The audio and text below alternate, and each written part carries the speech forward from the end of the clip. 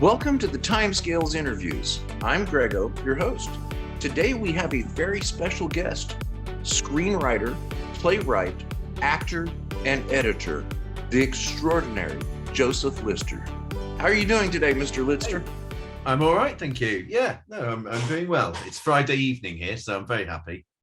Yep, and Friday morning here. Lovely.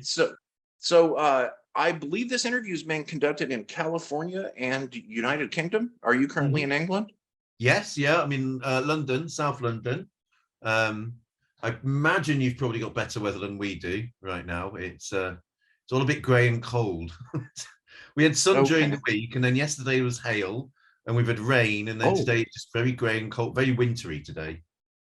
Okay, I've heard that it is overcast and rainy there a lot, particularly in London, and but I don't hear of hail very often. Is that unusual? Yesterday, just suddenly we had a random hailstorm. It's quite exciting. I find it quite fun. Talk to me inside. We have fires here. That's in California. Those are exciting until you have to evacuate, but it keeps you on your toes. But right now it's really nice here. We couldn't ask for better weather. We know that winter is over. We got our garden planted, and it's we're definitely past winter. So listen, Joseph, I thank you very much for letting me interview you, because this is going to be fun and interesting, and people are going to learn from this, and I'm looking forward to this. So everyone, Joseph Lidster is a wonderful example of talent and success, from television to audio dramas. Chances are great that you are familiar with his work. If Doctor Who, Torchwood, or the Sarah Jane Adventures sound familiar, then there's a good possibility that you are familiar with the work of Joseph Lidster, because he's written a good number of these stories. Joseph, do you consider yourself to be a smashing success? Yes and no. Yeah, because I think my background, which is Yorkshire in the sort of 80s and 90s, it's quite rare for people to get into sort of writing and creative industries. Just the opportunities weren't there. So I consider myself a success in that way. I've been a full-time writer now for, over a decade. It's been my full-time job. So yeah, I consider myself a success in that way. I think the thing with writing is you're always looking for the next job. It's not like an office job where you get promoted and or you move on or whatever. So like, for example, up until yesterday, for the first time since becoming a full-time writer, I was technically unemployed. I had nothing on, and then thankfully something came to yesterday, so that's good, starting a new project. But so a success in as much as it's gone well so far, but it's got to stay going well, hopefully. Okay, that's interesting. I've talked to some people before where I considered them to be, massively successful, and they were surprised at that opinion. I don't know if it's a difference. I have to quit calling people genius. I think the word genius is a little bit more serious in British English than what it is in American English. Yes. But it's interesting to see the range of feelings of people who are successful as to if they consider themselves to be or not. So I'm glad that you do, because you obviously are. So there is a new audio adventure coming out here soon, which is titled Here Today. And this is the opening story on a new Big Finish box set, which is titled Rani Takes on the World, Beyond Bannerman Road. Are you excited about this coming out? Sure, I have been. Up until now, it's getting very close to it. I'm suddenly scared if people don't like it. Now, I should stop. I shouldn't really pay attention. But I think the audience who are going to be so excited about it are people I talk to a lot on Twitter. It's not so much on the forums. It's the Twitter generation, and the characters of Clyde and Rani are so important to them, possibly even more than the Doctor and Rose or the Doctor and Martha or whoever the Doctor and companions were at the time. because it was such a you know, an amazingly successful show, and it was a show that children watched, and it was set in their world of schools and you know, suburban streets and stuff. So they really care about the characters. So I'm very excited for people to hear it, and I just really hope people enjoy it and like what we've done with it. I'm very proud of the script. Actually, it's a script I'm very happy with the script, and I've had a sneak listen, and I think I'm really happy with it. But you never know, you know, it's it's part of the job. You know, everybody might hate it, and then you just go, oh well, do I want to move on to the next one? Okay, so that's interesting. So you get a little bit nervous before something comes out because you want people to like it. Sorry, excuse me. Okay. Yeah. Yes, especially something like this. I mean, I've mostly been writing children's TV for the last few years. I haven't actually done much Big Finish for a couple of years. So when you're writing an episode of, say, a children's TV show called The Dumping Ground, you'll find maybe 3 or 4 people will talk about it on Twitter, because it doesn't necessarily have the huge fan base that, say, a Big Finish CD will, even though it's got a much bigger viewing audience. Whereas, yeah, I think just because I'm friends with a lot of people on Twitter who are looking forward to it, you know, I want them to like it, but I want them to like it honestly as well. I don't want them to like it because, you know, I consider them, you know, consider us to be friends. Okay. So yeah, it's a bit of nerves coming out, but at the same time, I've been doing this long enough that I know what I need to be doing is writing my next thing. You know, I'm juggling a few different things. I need to be getting on with those different things, not worrying. You know, I won't be spending the day on Twitter, you know, whatever the word is, vanity searching my name or whatever. I won't be doing that. Right. But yeah, no, it's I think partly for this one as well, because it's quite a personal script. It's there's a lot of me in it and a lot of emotion in it, about how I feel about things. So yeah, I hope people like it. Okay, now that's interesting. You just said that with you in it. When you are writing a story, is there some point in your mind where you are actually inside of that story? And I don't mean a character, but are you actually there where the things are taking place? Oh, I think so. Yeah, I very much. I think everything I've written, I care about the characters. To me, they're real. It's why I very rarely kill people off, because I genuinely care about them. So you watch a lot of my, listen to more the Big Finish stuff. I very rarely kill people off, or if I do, it absolutely means something. It's they're killed off because of the absolute impact that would have. Because yeah, I do genuinely feel about them. Certainly in this story, there are very personal beliefs of mine. There's my love for the Sarah Jane Adventures, the memory of it, the nostalgia maybe is the wrong word, but the the love I have for that period in my life. There's a lot of that in this. So yeah, no, it's I do. I become very personally invested, and I won't argue with script editors much, but if I do argue with a script editor, it's usually because I'm saying I don't believe that character would do that. You might think it needs it for plot reasons, but me, who cares passionately about that this person is real, they wouldn't do that. So we need to find a way why they would do that, or whatever. Okay, very good. Okay, for people watching and listening, once again, this story that we just discussed is titled Here Today. This is a brand new Big Finish box set, which is coming out any day. I don't know exactly what day, but I wouldn't be surprised if it was this week. And the title is Rani Takes on the World Beyond Bannerman Road. And the very opening story is by Mr. Lidster here. And in the way that you've described it, as soon as we're finished, I'm going to go order that. And I want to hear it on the day that it comes out, because now knowing that the author cares so much about the story, it has me very curious. So I think with this, the producers did as well. Matt Fitton and Emily Cook did care about it so much, and the writers did. Okay. And we even had Russell T Davies come onto a Zoom to discuss it at one point. It's very much made with a lot of love. The series is. It's, you know, people genuinely believe in it. So, you know, I hope people like it. Yeah. Now, Emily Cook, I'm familiar with what she did during lockdown. Emily provided a great amount of relief and entertainment to people by what she did during lockdown. And I understand that she's a relatively new director. Did she direct this story? No, she didn't direct it. It's directed by Helen Goldwyn, who I've known for years because I wrote for her in the Tomorrow People CDs.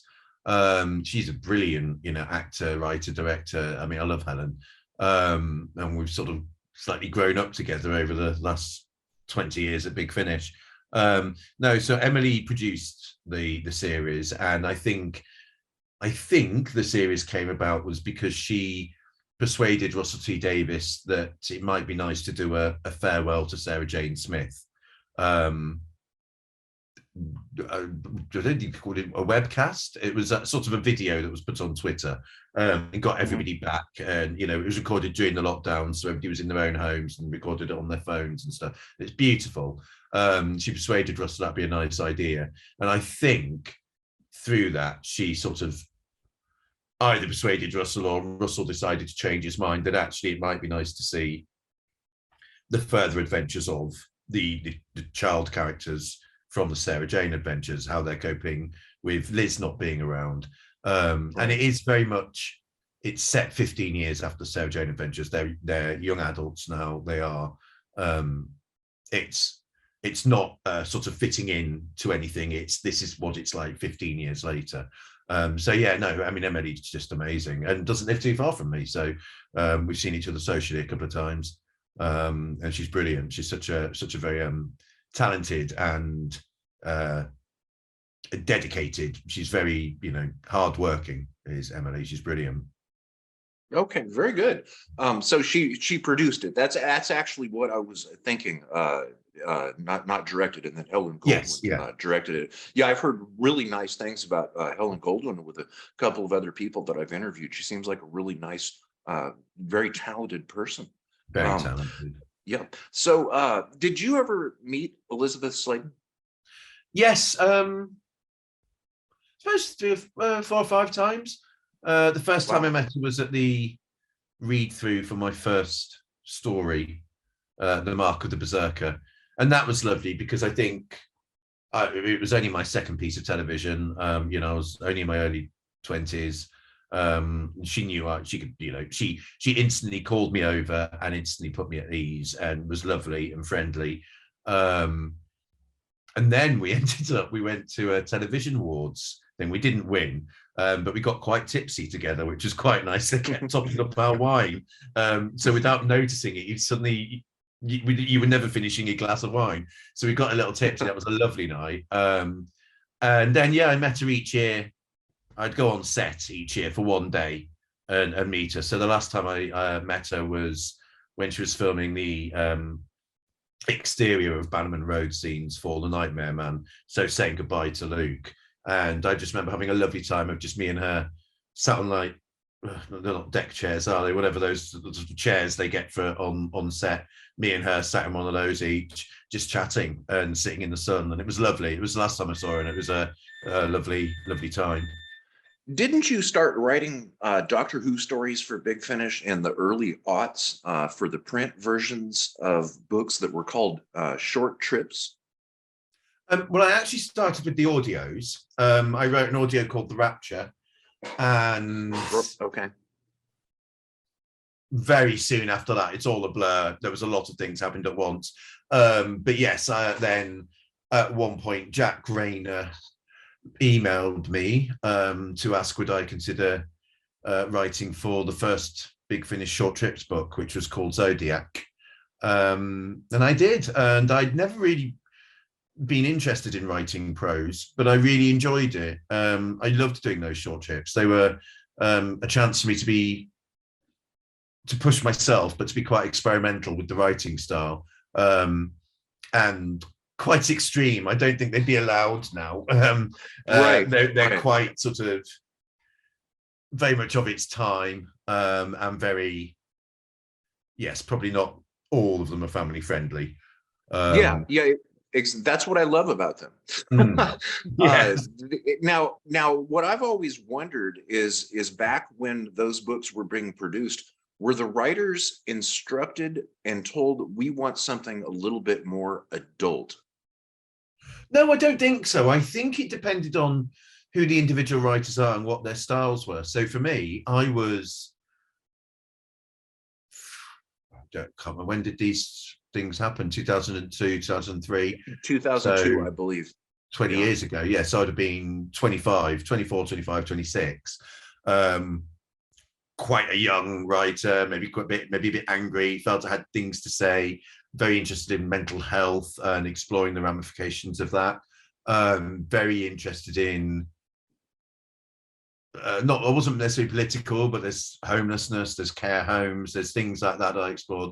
But like my first one, for example, very much is a vampire, but equating it with celebrity, so equating it with Big Brother, and serial killers, and I was very into serial killers, and so I think that's without pigeonholing myself, I was one of the younger writers, so it was like for me, you'd get something that was a bit out there and the prose might be a bit weird and stuff like that, a bit experimental. Someone who's 10 years older, someone who's 20 years older, so my age now, might do something would do something different based on their own writing styles and experiences.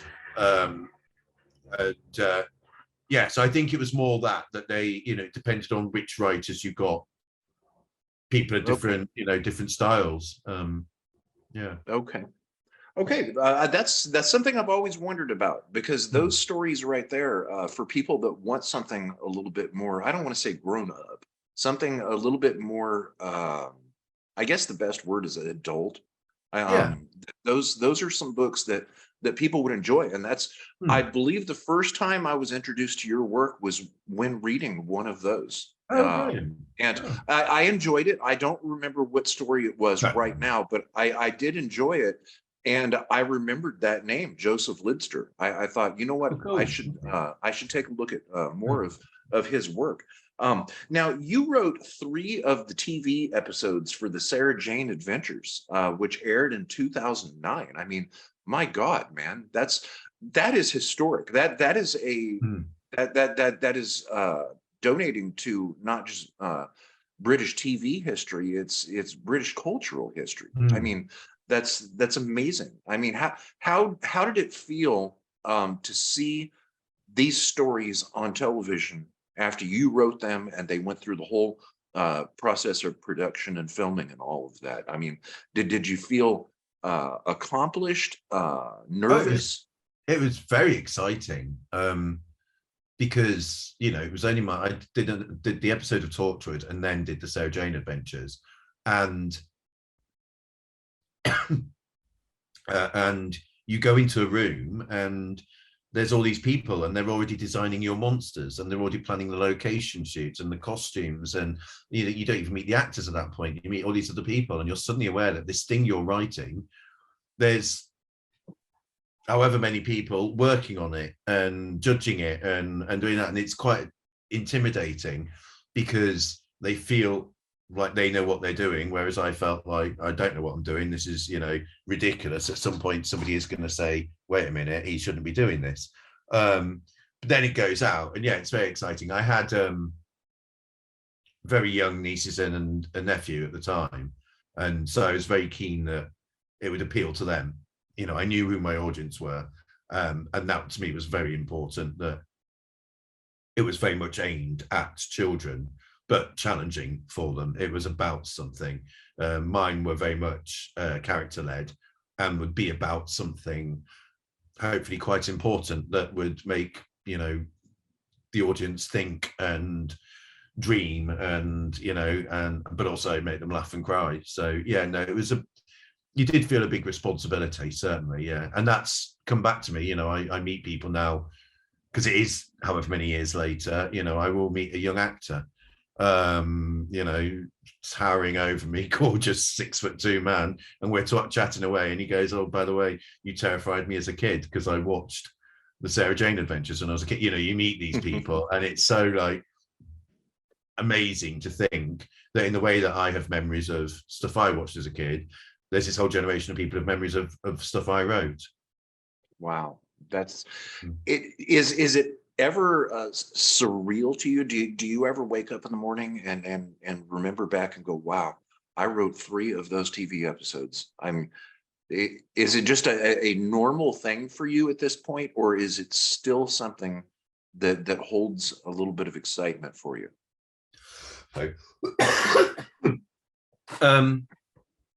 I still, not so much looking back on that.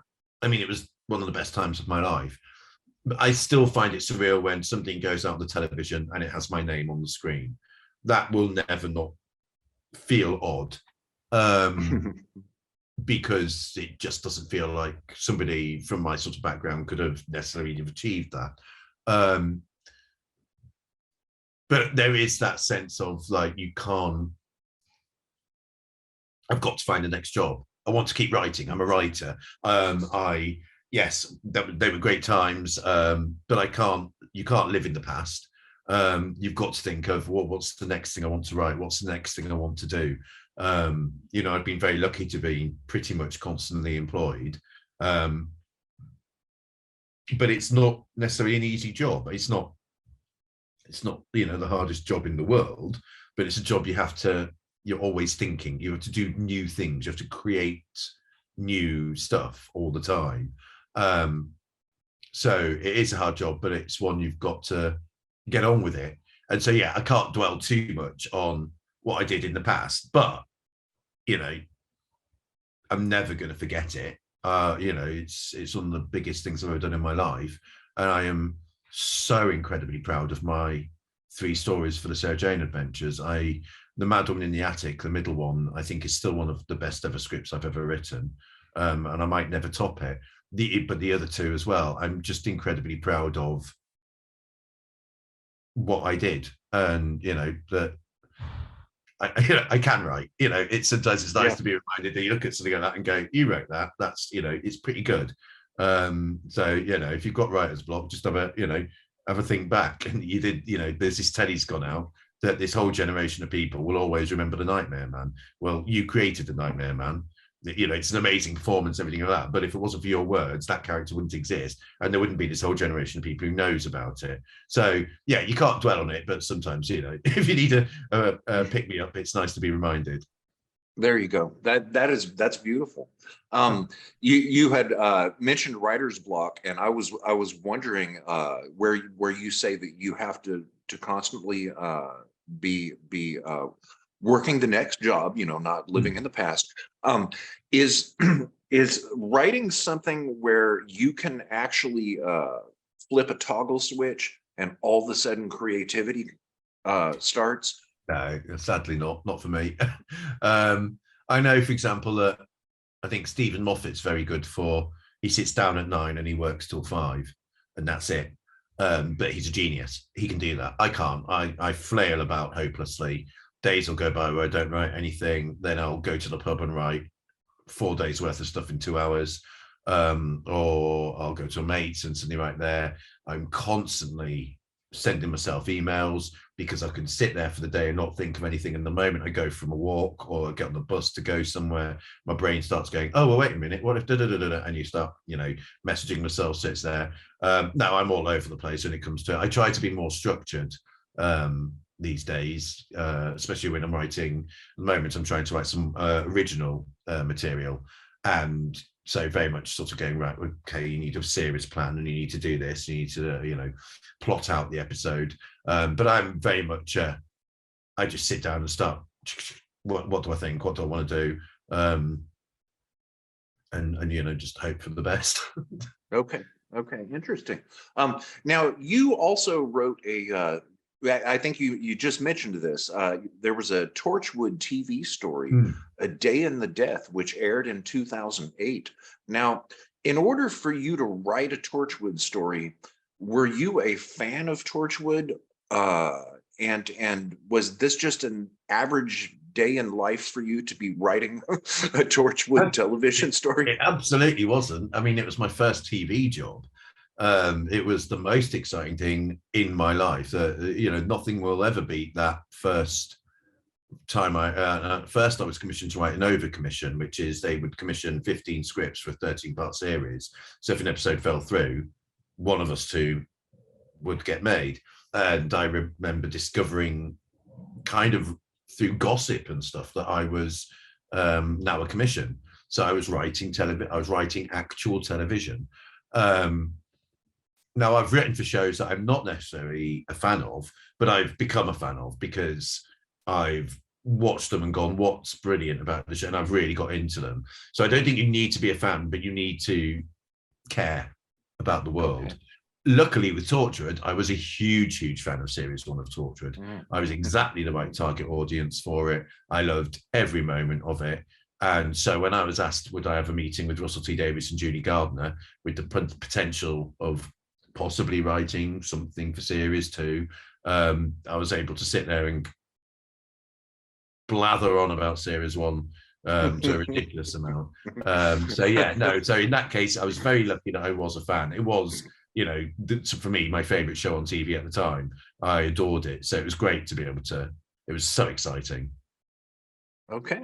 You actually just answered my next question. I was going to ask you what it was like if you actually met Russell T Davies, and Julie Gardner, which I was pretty sure you had. I mean, yeah. How did that go down? Did you just get like a text or an email from somebody and says, we need you to come meet with these people? No. So basically I had so the first Christmas special, the Christmas Invasion, James Goss was in charge of the websites, the tie-in websites and stuff. So if you remember, it had lots of other stuff going on. And he came I do recall that.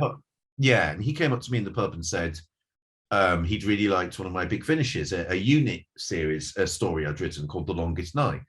And I sort of jokingly went, well, you should give me a job on your websites then. And he went, well, actually, that's why I've come to talk to you. So that was when I became a full-time writer, because at that point I was working in social housing and writing up in sort of my spare time.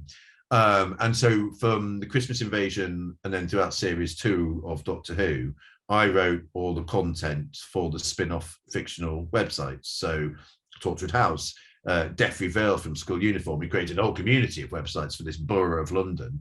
And I'd work with the games company, and we'd have a game each time, and I'd write these scripts for Noel Clarke as Mickey to perform until he left, and then I can't remember, someone else take over. So I wrote all that. So it meant I was going to Cardiff quite a bit. And also it meant my words were being already signed off by Russell T Davies, because he was across everything. So he would approve the content for the websites. And then around that time, Gary Russell, who'd been the big producer at Big Finish, who'd first ever employed me, the first ever person to employ me as a writer, he got a job at BBC Wales. I think originally he was approving merchandise. He was doing stuff for Russell. And then he became the script editor on Torchwood. And Russell said to him, if you could bring any writer from Big Finish, if you could give any writer from Big Finish a go on Torchwood, who do you think would maybe fit it most, or what do you think would be right? And Gary very kindly said me. And obviously Russell N was already aware of me, so kind of do my work on the website, and I abridged books for audios. So I'd been on the set of Torchwood because I'd been on with the 3 writers of the original 3 Torchwood novels, because I was abridging them for audios, because Gary Russell was so kind and very much aware that it'd be good for me to see what Gwen's flat looked like, what the hub looked like. So through all of that, I got to know the world. I knew people there. I knew the crew of Doctor Who Confidential. There was a big gang of us, sort of younger, slightly younger people who were working on Confidential, Doctor Who, Torchwood. This is before Sarah Jane, the websites and that. We'd go out a lot together, socialise a lot together. And then I think, if I remember rightly, Gary Russell emailed me and asked me to come up with 3 story ideas for Torchwood, which I think I assumed just for a book.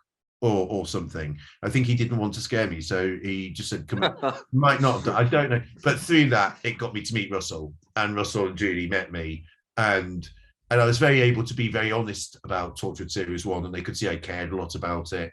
And I think they thought, well, we can give him a chance. And, you know, basically everything spun off from there, really, because through that, I got into the Sarah Jane Adventures. And through the Sarah Jane Adventures, I got into what is been my career since, which has been children's television. So I've spent all of my time since the Sarah Jane Adventures writing children's TV, which I adore. So I kind of owe it all to that sort of initial core group of people. Okay, so I guess it goes without saying that if you get a call or an email from Russell T Davies or any of this group here soon about working on Doctor Who, or I guess there's going to be some new spinoffs, you would do it, right? Oh, I jump at the chance. What is odd that, well, not odd, but the thing I do have is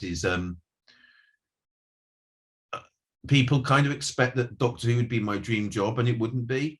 I'd love to do Doctor Who, I absolutely would, but I love the variety of my career. I love the fact that I've worked on shows about Victorian orphans, I've worked on shows about blended families, I've worked on sort of sitcom-y shows, I've worked on quite serious drama-y type shows. I'm writing theatre. I still do audio drama. I've done this new audio drama, but I do original audio drama.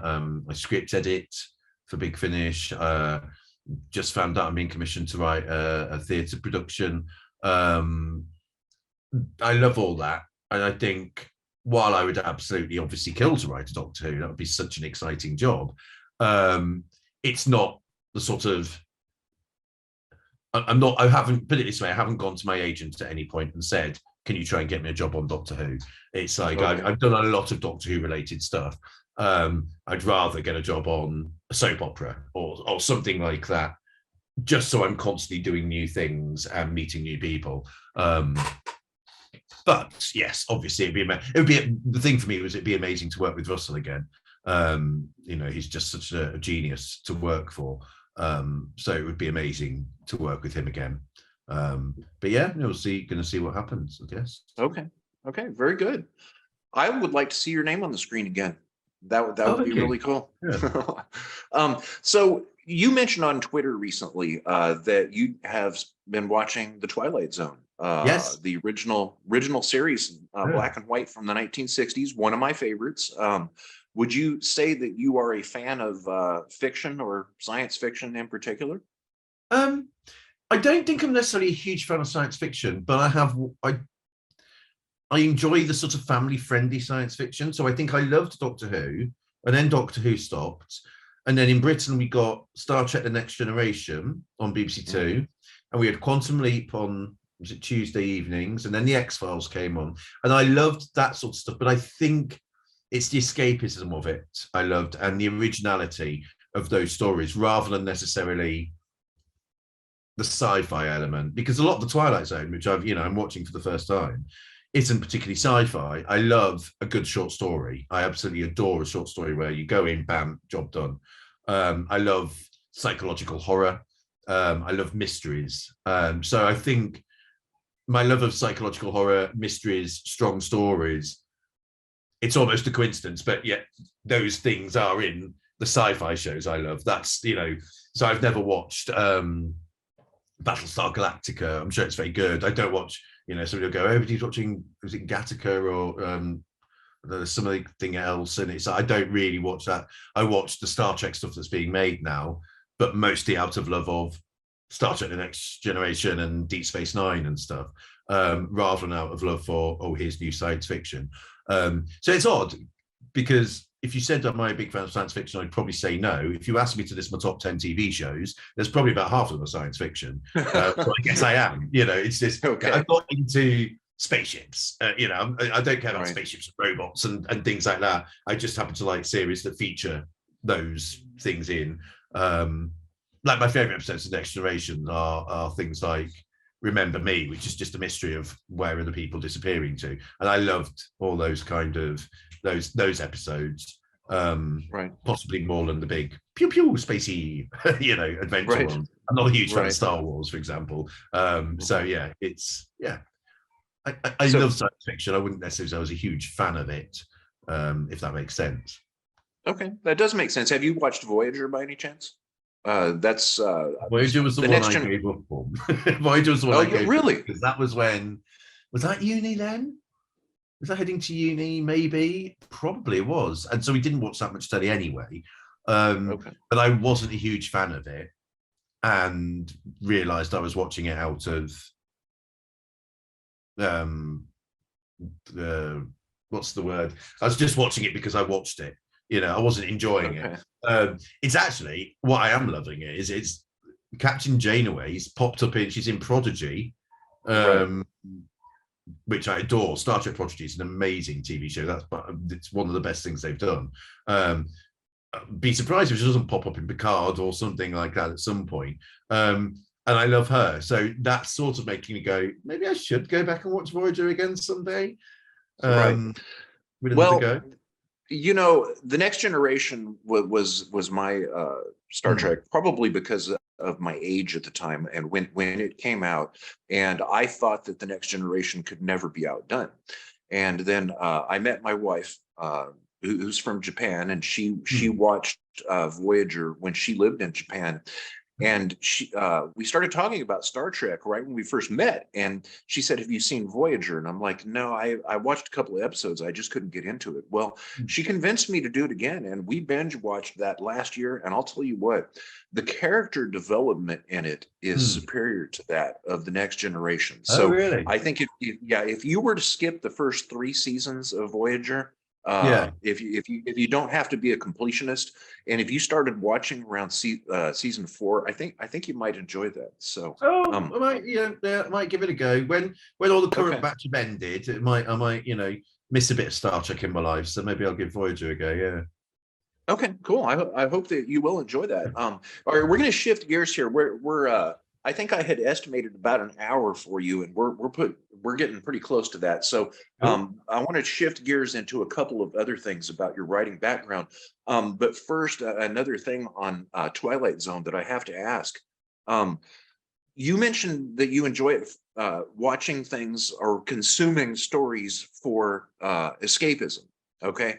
And what I wonder is, as you are watching The Twilight Zone, you as a writer and a creator, do you see things in these stories where you feel, oh, that could have been written better? Oh yeah, absolutely. And I tweet about it purely because during the lockdown, I watched a show called Secret Army, an old an old British TV show. And we were also starved of human contact, that I started tweeting about it. So I'd say, I'm watching this show from the beginning. I've never seen it before. And I'd tweet about it with screen grabs from the episode. And people getting in touch, people going, oh, oh God, I love this show. Or, oh, wait till you see what, and it was just really nice. And because we were in lockdown, we just, any kind of contacts and making new friends was amazing. So I kind of just carried on doing it. And so when I started the Twilight Zone, which was long out of lockdown, I thought, well, I'll just do it. I don't write amazing reviews of it. I'm not a reviewer. It's just really quick penned down thoughts of, yeah, I like that one, or I didn't like that one. Because I do think it's quite tricky as a writer. You do think, oh, that could have had a better ending. But at the same time, I worry that you look a bit arrogant if you post that, because you're like, well, okay, who gives you the right to tell them what they can and can't do when you're a writer? I think if you're not a writer, if you're not in that world, you absolutely publicly share any opinion you want. Whereas I try not to be too opinionated about it. But I will say, I've just done a bit of episodes I didn't particularly love. And I did say, oh, not a big fan of that one. And then there came one that I adored. And I was like, oh, brilliant. I love that one. But I tend to be not. There was one where I said, I felt it was a shame that there wasn't really a thematic link between the twist at the end and what happened before. I do remember that. But yeah, I try not to. I always have the opinion, and it's the same. I watch a lot of fringe theatre. I go to the fringe theatre a lot, and you see a lot of rubbish at fringe theatre because it's amateurs or it's people trying out new things or whatever. So you often do see things that doesn't work, and but they're in bars, so you get a drink and you have a good night. You really put that out. But I'm always aware that nobody set out to create something bad. My very first Big Finish story was hated by people. I got terrible reviews, and quite personal. Some of it was quite vitriolic. it broke my heart, but at the same time, I think it probably made me a better writer because I stepped back from engaging with fandom. But also it made me go, how did I feel reading those things? Who am I to say put somebody else through that? And I'm always of the opinion nobody set out to make anything bad. So don't be, yeah, and you never know what's going to happen to the next thing you write. I think you have to be careful of that as well, because you will look like a bit of a prat if you slag something off and then your next thing comes out and everybody hates it. That is really interesting what you just said, that nobody sets out to make anything bad, because I have heard that from writers multiple times now in those exact words. I guess you do read reviews, but do you see with a review, especially an online review, it's kind of difficult for me to lend a large amount of credibility to them because I don't know the person and the person writing the review. Like, let's say somebody gives a Star Trek Voyager episode a bad review. Well, without me knowing how familiar that writer, the review writer, is with Voyager or Star Trek, it's kind of hard for me to lend credibility because I don't know if they think like I do. So when you read reviews, do you lend much credibility to them, or do you just kind of see them for what they are? I think it depends, because you can read them and I got, like, my first story did get hated, but a lot of the reason it got hated was because the audience at the time, this was before the TV series came back, the Big Finish fans at the time were often men in their 40s, 50s. They weren't they weren't big clubbers or anything like that. And I wrote a story set in Ibiza, and it was so far removed from their world. But so criticism of that I wasn't interested in, because I was like, well, open your mind to a new location. There were things like I got criticized for having too much character angst for Ace, and it was like, that wasn't my choice. I was asked to create that, and actually I felt I did it in a very positive way. But you can disagree. If you tell me there's something wrong with it structurally, I can look at that and go, actually, you're right. So I think I do find them interesting because, if you get a good review, it's a brilliant pick-me-up. It's a brilliant boost. If somebody goes, oh, this is the funniest thing I've listened to all week. Oh, you're like, oh, brilliant. I've really made someone happy. How glorious. If you get a really bad review, I think you have to look at it and go, well, do I agree? Are they making any valid points? And actually what I tend to find for my stuff is I tend to get really quite positive feedback or really quite negative feedback from different people on the same things. I very rarely get middling feedback, and I'm quite happy about that. I don't like getting middling feedback because I'm a bit like, I sweated blood and tears to write this, and you're saying it's okay. I mean, at least hate it. At least, passionately hate it and hate everything I ever do. And you do see it, especially when you're younger and you really sort of are a bit more, oh my God, look on the forums, people are talking about me. How weird is this? Because I wasn't from the world of fandom at all. So it was a whole new thing for me. So to see people talking about me was like, oh, wow, this is mad, crazy. And there was somebody who loathed me. Genuinely, absolutely despised everything I did, and that's quite personally about it. And it was like, oh, this is bizarre. But in the end, you go, well, actually, who cares? I hope there's something you love out there. And it turned out there was. There were other writers doing much more, say, science fiction-y stuff. So they were much more up their street. I do quite. I mean, it was often, people who don't like my stuff call it soap opera-y. And it is. Yeah, I love soap operas. I love character-led stories. And that means you're probably going to have someone cry. You're probably going to have someone betray someone. You're going to have all that sense. That's the work that I love writing. If you don't like that stuff, then you're not going to like my stuff often. And so, yeah, it is interesting because you do look at it. It does make you go, well, is it something I should work on? But actually, for the most part, you realise, well, we don't all like everything. It'd be a very, very weird world if we all liked the same thing. Right. Yeah.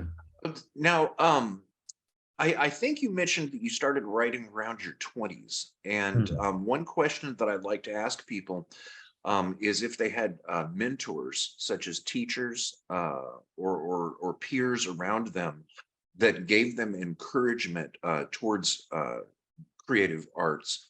And I found a lot of the times that writers actually started writing when they were young in grade school. So I guess this is a two-part question here. Did you ever start writing when you were young in grade school, as in anything before your 20s? And have you experienced having peer positivity and encouragement? So I did have an English teacher, Mrs. Tickle, she was called. And I didn't do much writing for her. I did one bit of creative writing, but it was English literature was the course. So it was very much reading and analysing stuff. But she treated us all like young adults rather than children, which was lovely. And she was quite, with at no point it ever being said, she was aware probably that I was probably gay, which I was, but it was Section 28, so she couldn't talk about it. So it was, but she was encouraging. She was encouraging of me to be creative in an environment that necessarily wasn't always like that, because it was very much you need to get a job. So you've got to get English because that's what the government say, but actually what skills will get you jobs. I also did drama, and so obviously they encouraged you to act and do stuff. But how it really came about was when I was doing my A levels. So I can never remember how the American school works. You do GCSEs at 16, or O levels as it was before me. O levels, GCSEs at 16, and at that point you can leave school. Once you've done those, you're allowed to legally leave school. A lot of us stay on for 17 and 18 to do further education, and then at 18, a lot of people might go to university. So I stayed on further education, which was doing A levels. But our school had the thing of you had to do an extra module, and it was like games, no interest in. It was a computer thing or something. But they also did a GCSE called media, and I was like, well, I like TV, and it gets you an extra GCSE, which is an extra qualification. That's really good. So I did that, and that really got me into the sort of world of realizing that TV and film was art, like the books I'd read in English literature or the plays we'd done in GCSE drama. It was realizing that Terminator 2 can be analysed and discussed and has a structure and has themes and so on and so forth, which just hadn't been on my radar at all. Where we were, TV was very much the magic box in the corner. It wasn't something you ever thought you'd work in or anything like that. We had a local woman got a job on one of the soap operas, and it was huge news. It really was massive. And so do that. Yeah, that's what then made me go, this is sort of the world I want to work in, and went to university. And did a media degree at university. So I wasn't necessarily sure if writing was what I wanted to do, but I think I did know all along. I wrote a lot of stuff at university, short films and so on as part of the course. We even did an extra thing because that course just seemed to finish early. So yeah, I didn't do masses of amounts of writing. My final university film is on my YouTube channel. So if you want to watch a very bad quality thing from 1997 or 8, whenever it is, 98. It's there on my YouTube channel for people to watch. Okay. But and then Russell T Davies was a big mentor, and Gary Russell was. They were both big mentors for me. I learned so much from working with Russell. He, on my Sarah Jane adventure, I think on my first one, he came in and went, "This is the second worst first draft I've ever read." You know, again, by the end of the meeting, you're like, I absolutely understand everything you say. And he was so good at going, here's why. Okay, look at this opening scene. Look at it. How is that person going to do that? How is that actor who's only got 2 lines going to pull that expression that makes that character then spill out their life story? And he went, the problem is you've watched too much, you love television, you've watched too much bad television, and sometimes you write the bad television shorthand that bad television does, which is, oh, are you okay, to a stranger, because they look a bit weird. It's things like that. So he was brilliant for absolutely pushing me, but also he pushed me to have more faith in my writing, so to be slightly less flashbacks, flash forwards, playing around with the form. I remember him saying to me, just have a bit more faith in your actual writing. You don't need to keep having music videos and stuff in it. So I think he was probably my biggest mentor. And I learned a lot from Gary Russell, actually. Gary Russell was great to work for. And I've been very lucky with most people I've worked with. I've worked with some really, really talented people. And you learn from them. You learn from everyone you meet. You learn from everyone you work with. Literally a script editor I met 2 years ago. It was just before the lockdown, actually, on the show I was working. Not script editor, she was a director, an amazing director called Delith. I can't remember his name, Thomas. I don't know. Meeting her soon for drinks. But Delith, she gave me feedback on one of my scripts and just went, "You've written too many ... I'm so bad because people don't finish sentences. I'm so bad. I often in scripts write, hey, how are ... or something like that, usually better than that." And she pointed out that that's actually quite hard for child actors to do. So, that's 15 years into my career of writing kids TV, and she's the first person who's turned around and said that. And you look at it and go, oh yeah, it is. It doesn't need to be. So I feel like you're constantly surrounded by mentors. You're constantly surrounded by people who are able to give you advice, and it's great for that. Okay, very interesting. Okay, we got one final question about writing today. I'm curious how you typically start a story. Do you just sit down at a typewriter with a blank sheet of paper and type the title by Joseph Lidster, or is there more to it than that? Most of my career has been writing for other people. So for children's TV, you've had a storylining conference for 2 days. You've gone away, they've given you a little, eventually end of that, by then they'll decide which episode you're doing, and you'll have a little half-page breakdown of these serial beats need to happen, and we think we vaguely, like we discussed, it wants to be about a suffragette and a treasure hunt or something like that. And then you sit down and break it down and you do a synopsis. And then from the synopsis, once that's approved, you do a scene-by-scene breakdown. And then once that's approved, you start writing the scripts and doing draft after draft. I do a lot of writing things because I get excited about it, and it's a brilliant process, but it feels sometimes like a slightly cold process where you're like, yes, but I want to write the story, I want to get into it, and and it's like, no, you have to do the scene by scene breakdown, what happens in each scene. But you do find then when you get to writing the scripts, when you've got a scene by scene breakdown in front of you, you're like, oh, thank heavens we did this. This makes it so much easier. So it's very much a process you absolutely hate doing, and then you get to the script, you're like, thank God we did that. Yeah, everything's great. I've got a scene by scene breakdown, brilliant. But if I'm writing my own stuff, which I'm trying to do at the moment, I'm writing a play for myself, and I'm also writing a spec TV script. I've pages and pages of notes, but I have just started writing it. I have just gone, I know kind of what I want at the opening, so why not just write that?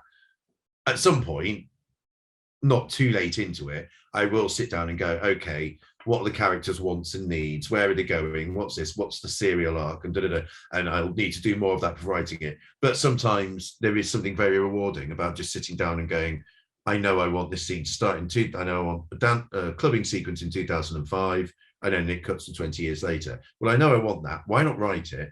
And then when you suddenly do that and you're doing another 2 pages, you're suddenly like, oh, I've actually got scripts happening, rather than I've got another set of notes. I must start on that script at some point. Sometimes, yeah, it is nice just to sit down and go, bang, this is what I want to do. Okay. Even if I didn't have the character names, it was like, because character names are sometimes quite a late on process for me. I didn't even have the character names, and I just sat down and went, well, I've got character names now, and I gave them names. So sometimes it is that. Sometimes you need to. It's not the best writing advice, but sometimes a glass of wine, shut the door, block out everything, a glass of wine, sit at your laptop and just write is sometimes the best thing to do. Okay. I did during the lockdown, I did some online stuff, and someone set us a brilliant challenge, which was, I'm trying to think how it worked. It was think of it choose a character from this, or look at a picture right? Give that character name, and then, right, you've got half an hour to write 200 words about them. And you suddenly were able to do it. You know, once you take away the stress of it's paid work, it's the deadline, it's you write that, and you write that, and you go, oh, that's actually pretty good. You know, I've written something like so sometimes there is something quite nice about doing that. So it's always the compromise of it is a proper job. It's a proper technical job. You can't just sit there and write an episode of kids' TV like that. As well, I imagine Russell T Davies could, nobody else could, and even he had to go do the synopsis part of it. But there is something very rewarding occasionally about just sitting down and writing with, you know, hang the consequences, see what happens with it.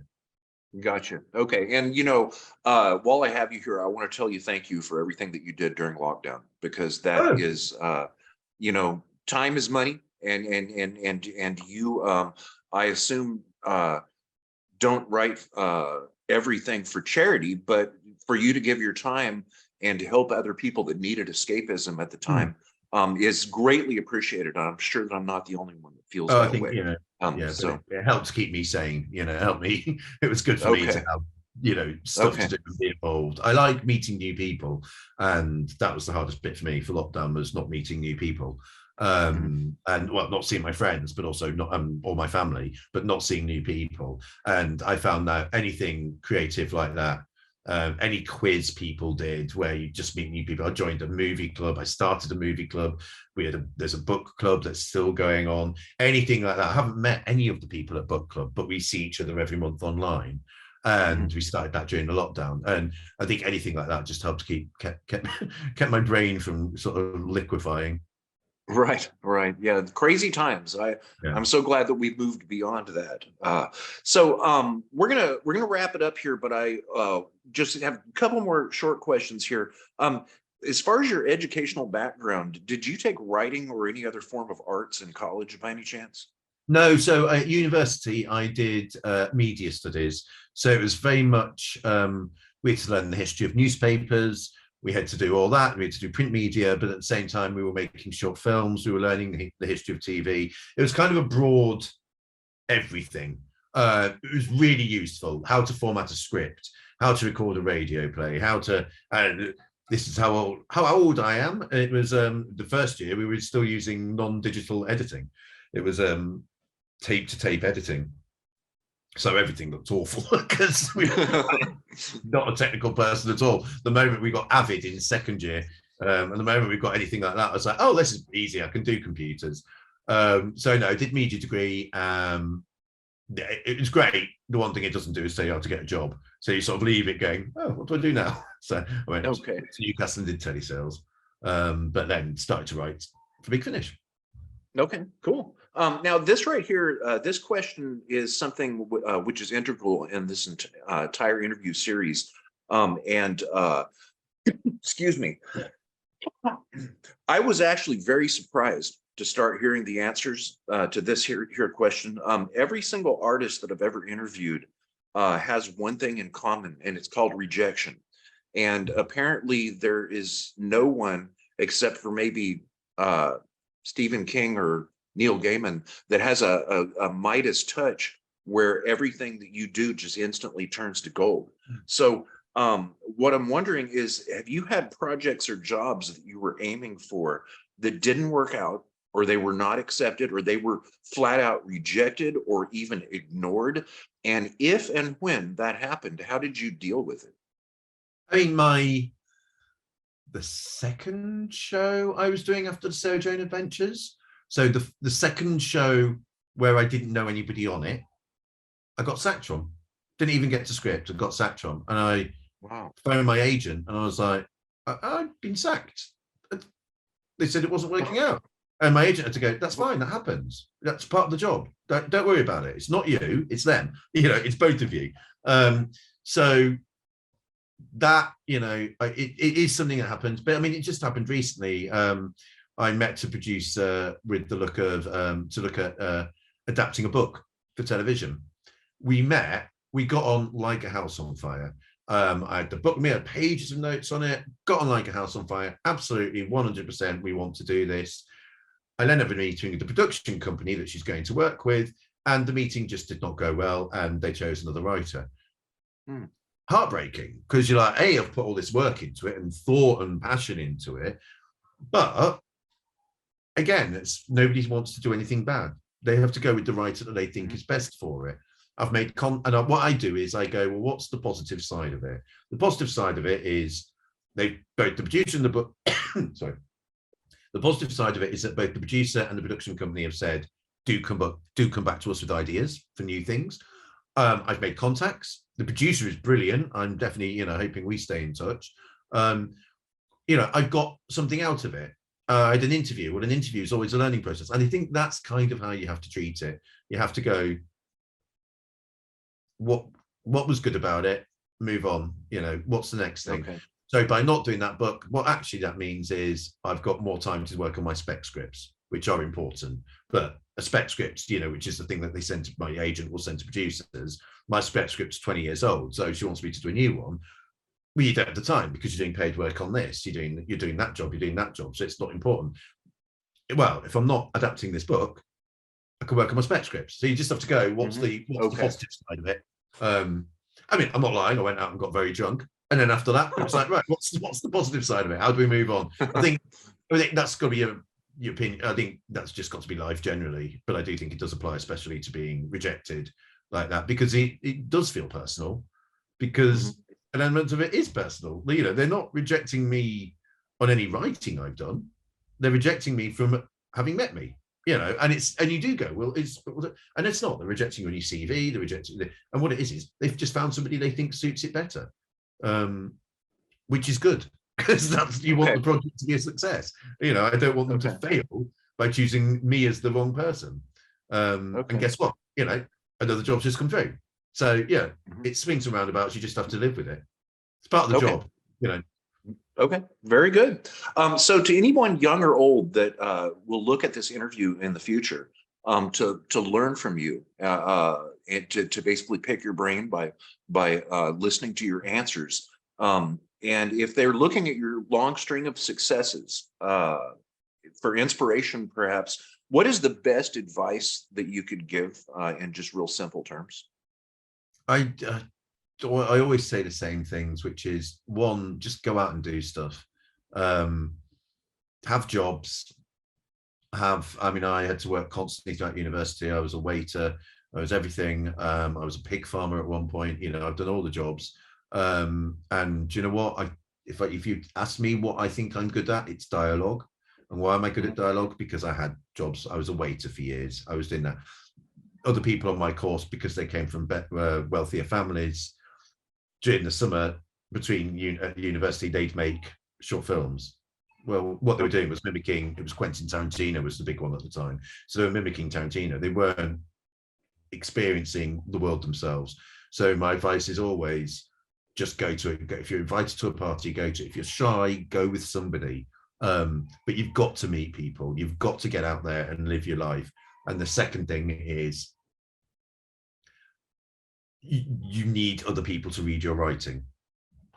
Join a writers group. If there's a writers group, search online, find a writers group in your area and get them to read your writing, because that's the only way you get better. You can read all the books you want. You can technically write the best script in the world ever. But if you take people and they don't laugh and it's meant to be funny, then it's not funny. And you need to go, well, why isn't it funny? What's not working? And you need to talk about it with them. An ideal thing would be to go to a writers actors group, and then you get actors performing it for you. So I, at the moment, have a friend of mine runs it. There's only about 6 of us. We have an online Zoom chat where we chat. Excuse me. We have an online Zoom chat where we chat every month, once a month maybe, and we all try and bring something to it.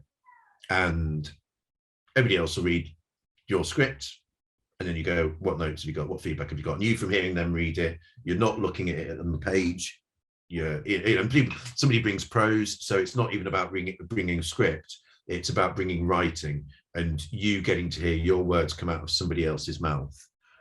And you suddenly go, that's the worst line anyone's ever written. And you've written it over and over again. You've said it over and over again. The moment you hear somebody else say it, you're like, that's terrible. I should be shot. That is the worst thing that's ever been written. But you get it yourself. And I think that's what you've got to realize is, all wraps up into the same thing about going out living your life, going to parties, going out, if somebody's having a drink, go for a drink, chat to them, find out what's going on in their life, meet people, do all this. It's hard if you're quite introverted, like I think a lot of us are, but you have to do it. That and getting other people to read you your writing and perform it and get them to give you feedback. It's all that whole thing, which I think is about what you've got to realize is, as a writer, you're not alone. You're part of a process, especially if you're doing television or audio dramas or anything like that. You at some point are handing that script over and stepping back, and a whole load of other people are doing stuff with it. Talented, brilliant people who will make it better than anything you've ever written, because it's a communal process. And I think that's the thing. If you're writing for an audience, you're writing to make people laugh, to make them cry, to make them scared, to make them excited. You're not writing. I'm so clever. Look at my clever writing. If you're writing like that and nobody else is experiencing it, then if that's what makes you happy, do it. But for me, that's not really what a writer is. Okay. There's a lot of babbling, but I think it's just that whole thing of not treating it as a kind of lonely pursuit. It's not. You're writing for an audience. At some point, you want somebody to read your words or watch your words, and you can only have that through having friends, contacts, feedback.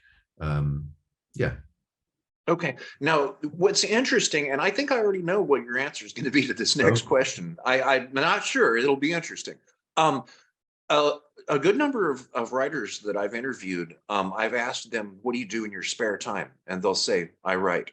And I'm like, no, I don't mean when you're off work, what do you do for fun? And they'll say, I write.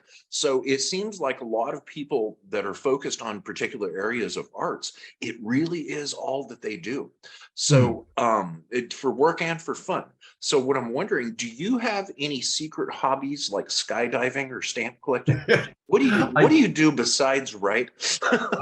What I do, and it's not far off, what do I do? I write. I adore reading, I adore television, I adore the theatre, I adore consuming drama. So I do a lot of that. The latest Netflix show, I've watched it. I watched that, and I'll watch the most daytime soap opera thing you've ever seen. I've got this book club, which means I have to read the books for book club, but at the same time fit in the other books I want to read. I go to Fringe Theatre at least once a week, maybe twice a week, twice in a day, did it not so long ago. So I do that. Other hobbies, I like cooking, but also a big thing for me was actually, I'm sort of slightly, I suppose you call it self-improvement or whatever, but during the lockdown, I was a chain smoker for 25 years, and during the lockdown, I stopped smoking, just bam. Yes. Congratulations, man. That's awesome. I put on a lot of weight.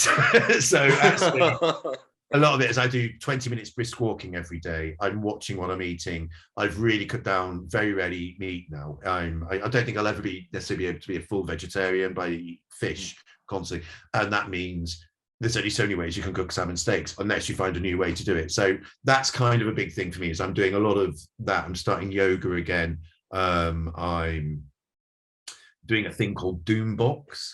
So Doombox is, I can't really show you it, it's got stuff on it, is all that junk that you've got in your house, like old contracts and bank statements and train tickets and whatever, and birthday cards from 20 years ago. I've put it all in one box, and every day I spend 15 minutes taking stuff out. If I need it, I scan it, I store it online, I shred it. And if I don't need it, it goes straight in the shredder. And so I'm doing stuff like that constantly. I'm growing herbs, growing plants and things like that, just trying to sort of, I suppose it's self-improvement. I'm middle-aged now, it's like I'm right. Sliding into middle age.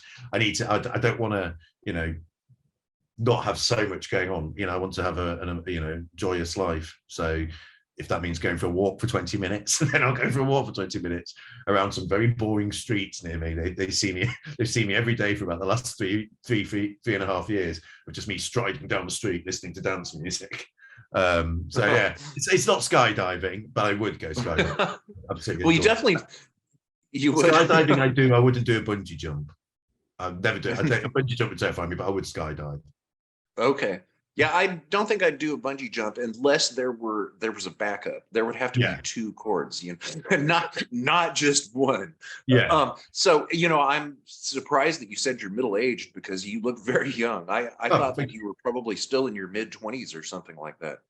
No, I'm 45. So I'm okay, all right. So 46 in a couple of months. wow. Oh, really?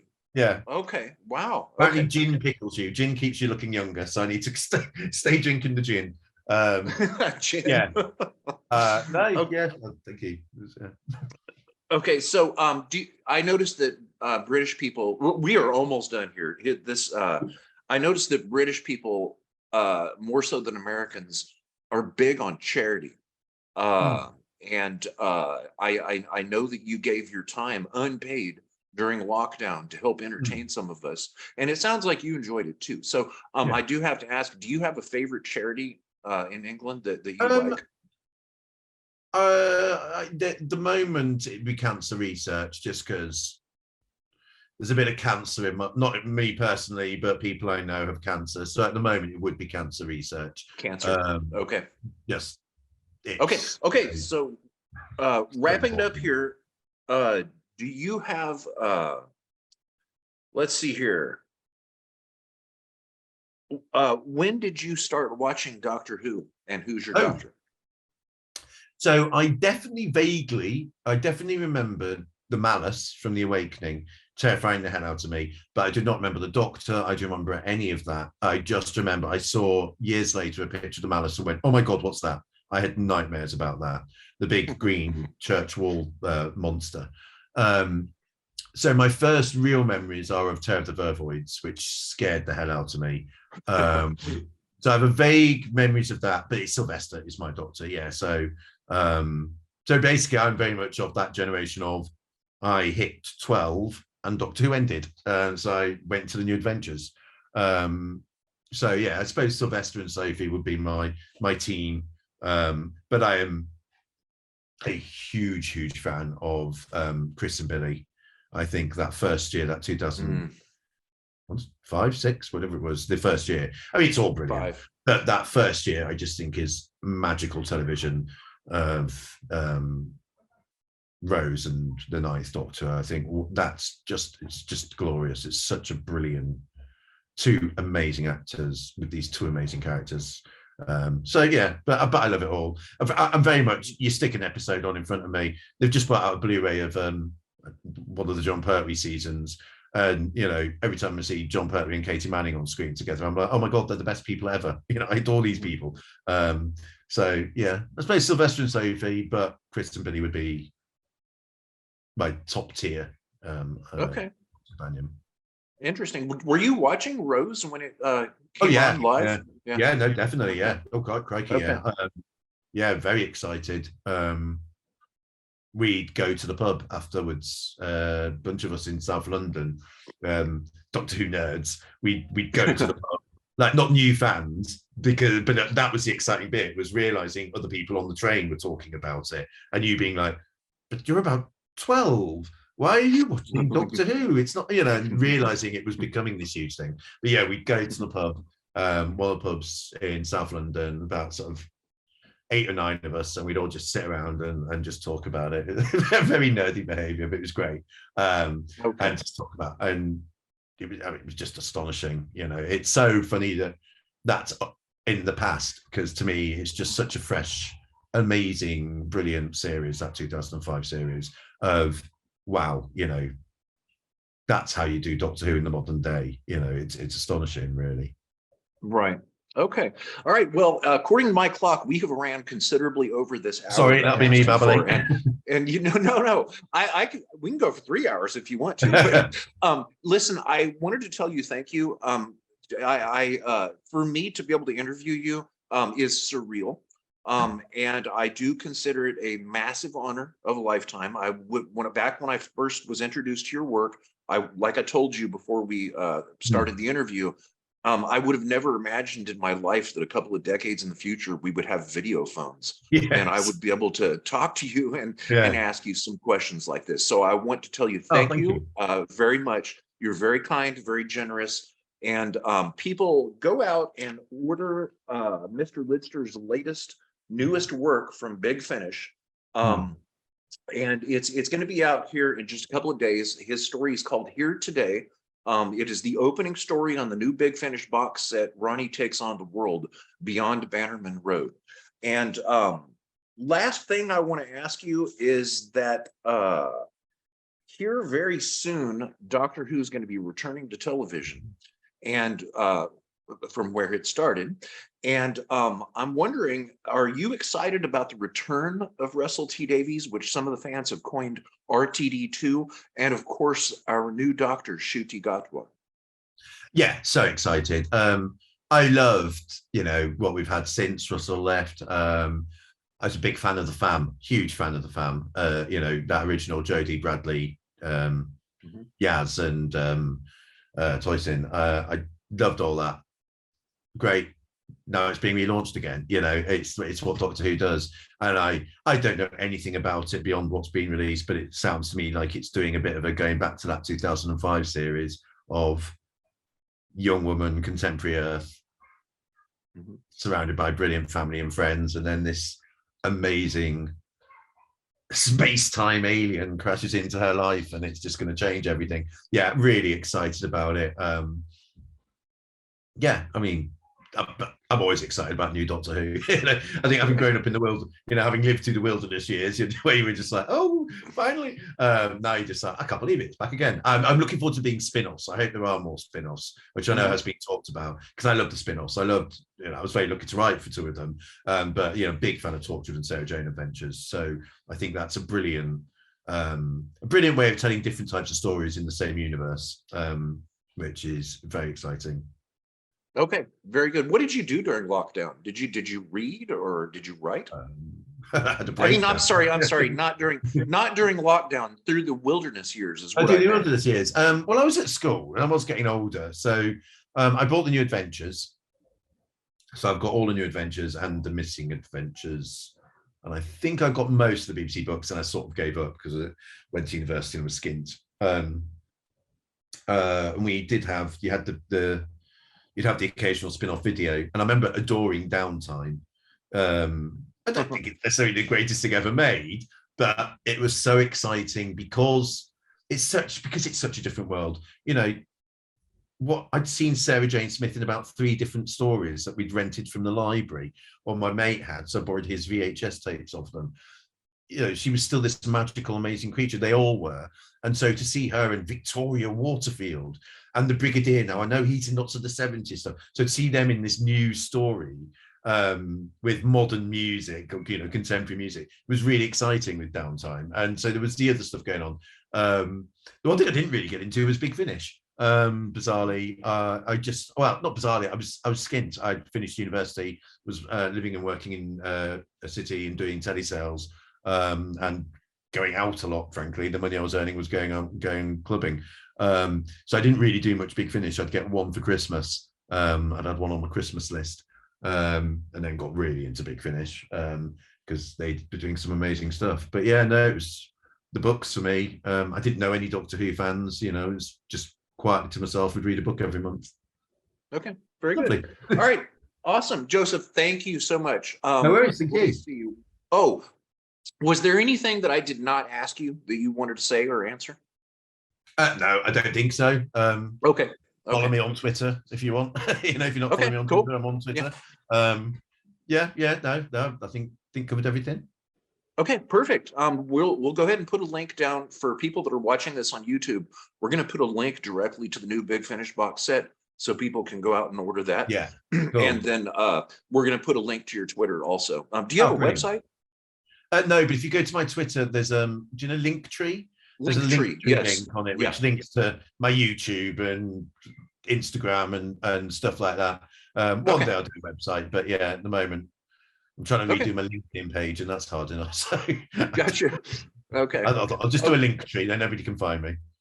Okay, awesome, Joseph. It's an absolute honor. I really, really appreciate it. Thank you so much. It's been great fun. People will be able to learn from this. It's cool. Very interesting. Your answers are in depth and fascinating, and this has been great. So thank brilliant. you so Thank you much. very much. And No worries. have a nice evening. I will do. Yeah, have a good day. Yep. Cheers from California. Yeah, have fun.